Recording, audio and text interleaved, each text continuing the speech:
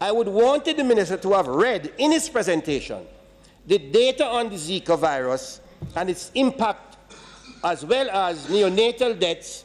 It would have been the right thing to do if he had given those topics or put those topics in his presentation. Because despite what others might believe, outside of the crisis at Cornwall Regional Hospital, the Zika epidemic and its complications and the neonatal deaths we have had last year have been the three greatest challenges in public health in Jamaica.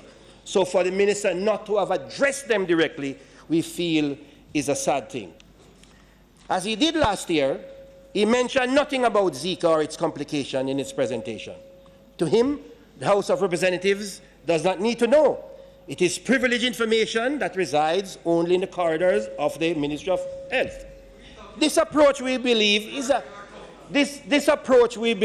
grave omission, and I think he was badly advised on the part of the minister, which is one of the three emergencies that they faced last year.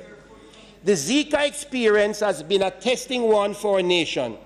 Although this time no one sought to calculate the number of man-hours lost to the illness, and the reduction in productivity was not of paramount importance, as was the case of Chick-V under my friend here. Hundreds of thousands of people have suffered from Zika illness. This despite the almost 10,000 cases of notification related to Zika and over 7,000 suspected cases. The publication from the ministry is now stating that there were only 203 cases of Zika in Jamaica. This ministry's publication, 10,000 cases suspected and only 203 cases the ministry says confirmed. That was the same problem that they killed Dr. Ferguson over. That they, how many cases of Zika, of Chick-V, but only so many confirmed cases.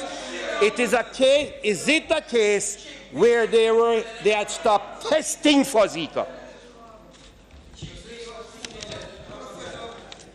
Mr. Speaker, if you talk to the people of Portmore alone, they will tell you, although anecdotally, that they have suffered significantly more than the 200 cases that have been confirmed here. In fact, I have in Zika.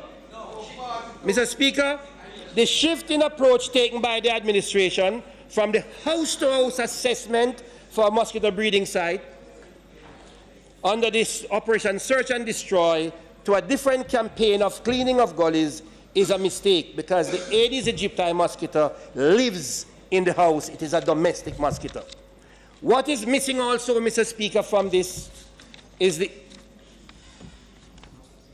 numbers on microcephaly and the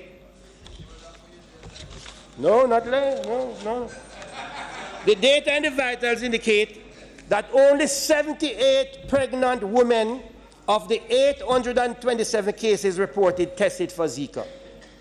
Is it that Aedes aegypti live around the house? Is it a case where they had stopped testing the baby mothers?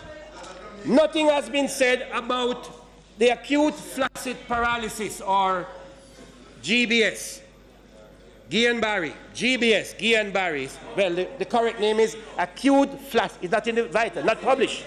Not published.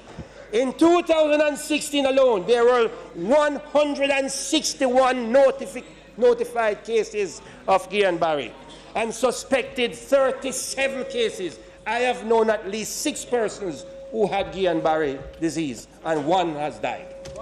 The fact is, Mr. Speaker, the people at the ministry and at the laboratory had stopped testing, it seems, for these cases.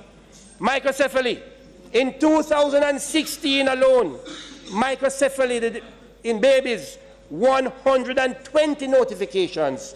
120. This is where you normally have 10 microcephaly cases in the country. 110 cases. These are data that the ministry ought to put forward. Mr. Speaker, the opposition is hard pressed to believe that in a country now endemic for the chickpea, now, same mosquito, that the Vitals publication said there was only 7 cases of chickpea in Jamaica in 2016.